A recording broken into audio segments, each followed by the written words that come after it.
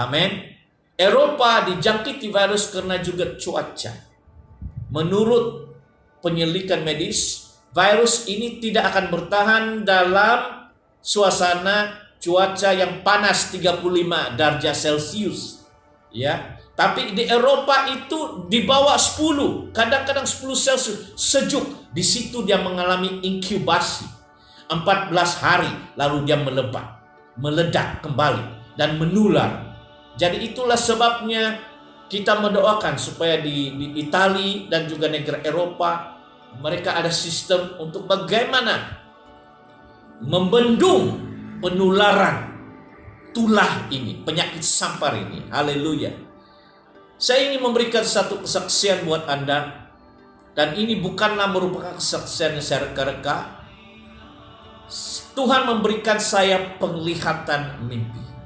Di awal bulan ini, pada bulan Maret ini, pada tarik 6 hari bulan malam, Maret 6, di mana saya tiba-tiba diberikan penglihatan mimpi oleh Tuhan. Dalam penglihatan mimpi ini, dan saya percaya itu hampir tengah malam, sebab ketika saya terbangun daripada penglihatan mimpi ini, saya lihat jamnya menunjukkan jam sekitar 12.30 pagi, Maret 7 Maret. Jadi dalam penglihatan mimpi ini, tiba-tiba saya melihat diri saya berada di satu lapangan, di mana saya sedang berjalan ke satu tempat, dan ini lapangannya ini adalah rumput-rumput hijau begitu nah. Tapi sementara saya berjalan, tiba-tiba saya sampai ke satu bangunan di sebelah kanan saya. Bangunan yang tinggi semacam apartemen, dan di tingkat lantai 1 itu ada pintu dan tingkat. Ada tingkat. Ini bangunan diperbuat daripada semen, apartemen. Dan saya melihat di tingkat 1 itu ada satu keluarga, suami, istri, dan anak-anaknya.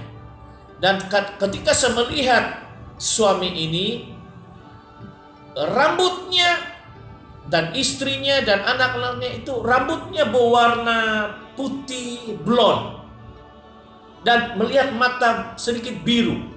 Di situ saya memahami bahwa mereka ini bukan orang Asia, bukan orang Cina, tetapi berketurunan Eropa, begitu nah. Dan mereka tersenyum, saya tersenyum, tetapi saya tidak pergi kepada mereka. Saya langsung lewat melalui bangunan ini untuk pergi ke sebuah bangunan lagi di depan saya. Sebab di depan saya itu ada bangunan besar seperti municipal council, begitu nah. Jadi saya sedang menuju ke bangunan itu, sementara belum sampai, tiba-tiba, dan saya tahu seorang daripada anak orang ini, yaitu lelaki, lebih kurang 12 tahun begitu, tiba-tiba keluar dari bangunan sana dan mulai datang kepada saya. Dan saya lihat kanak-kanak ini, kalau usianya 10 tahun atau 11 tahun begitu nah. Dan dia datang menuju kepada saya. Saya mulai tersenyum, dan saya kira saya tidak mau ngomong bicara karena ada tujuan saya tertentu untuk pergi ke bangunan yang satu itu, untuk pergi ke pejabat begitu nah. Tetapi anak ini tidak mau menghindari saya. Dia mulai menghalang perjalanan saya ke sana. Bahkan dia di dalam posisi begini, mau melawan saya. Dan saya lihat anak kecil, saya bilang, dalam pemikiran saya, apa kok ada apa-apanya dia ini, budak kecil lagi. Apa yang dia ingin mau buat dengan saya tidak ada hal dengan dia. Bahkan saya mau avoid, saya mau menghindari dia. Tetapi bila saya pergi ke kanan, dia pergi ke kanan. Saya pergi ke kiri, dia pergi ke kiri. Saya pergi di sini, dia menghalang saya. Dan dia dalam posisi mau melawan. Paham? Dan dia mendekat kepada saya lebih kurang amat dekat, tak sampai 1 meter. Dan kau tahu apa terjadi? Tiba-tiba dia mulai batuk dan dia mulai bersin dan mulai meniup ke arah saya macam begitu nah. Wah, macam ludah itu mau datang kepada saya, bersinnya itu mau datang kepada saya. Dan saya terus diberi pengetahuan di dalam roh saya bahwa budak ini ada penyakit virus corona. Ya, ada pengetahuan seperti itu dan dia mau menjangkiti saya dengan membersin dan batuk. Berarti di situ satu wahyu Tuhan berikan, dan ini kita tahu bahwa penyakit virus yang dibawa oleh iblis ini, roh jahat ini, akan menjangkiti melalui bersin, melalui batuk. Apa yang keluar daripada badannya. Dan dia mulai batuk di depan saya sengaja. Wah, saya sadar bahwa ini budak bukan budak biasa, tetapi ada kejahatan di dalamnya. Dia mau menjangkiti saya. Nah, bagaimana perasaan saudara? Dan di dalam penglihatan ini saya amat marah, saya melawan, saya pegang lehernya anak ini. Saya pegang leher anak ini dan saya angkat dia ke atas. Dan saya lemparkan dia jauh-jauh. Dan dia jatuh rebah jauh-jauh di depan. Dan bila dia jatuh rebah, tiba-tiba saudara, saya lihat badannya tidak ada, tinggal kepalanya. Dan dia ada pakaian putih, bulat begitu nah. Dan bila saya lihat tuh budak ini, dia masih buka matanya begini, tapi badan tidak ada, tinggal kepalanya di sana, dan dia mulai terangkat, ya, terapung seperti terbang, ya.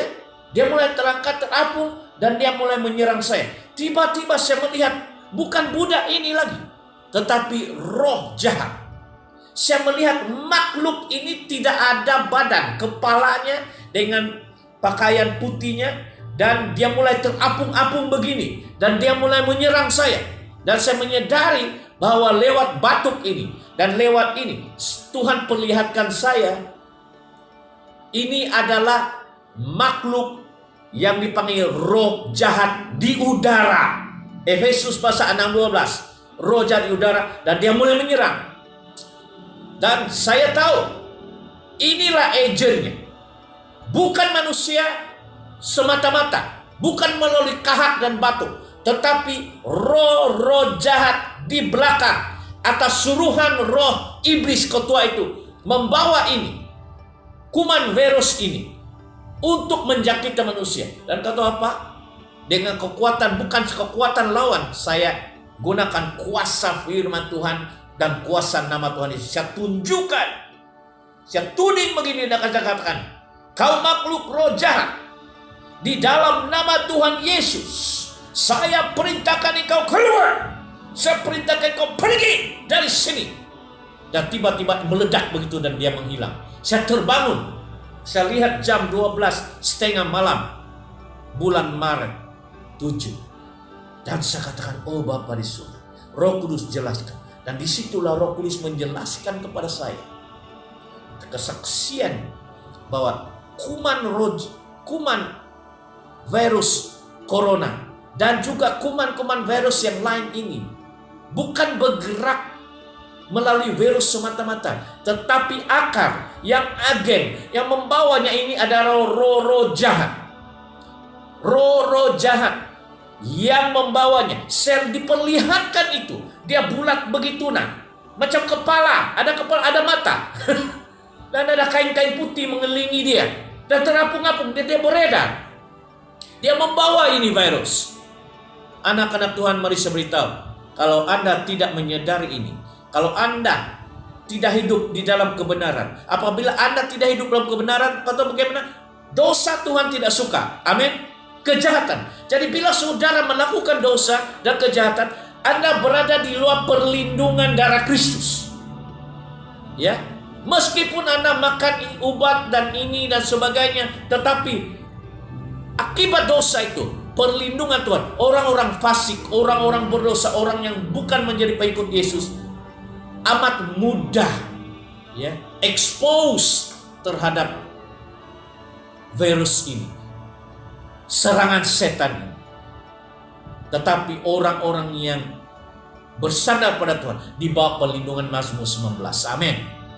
Malapetaka tidak akan menimpa. Hamba Tuhan, saya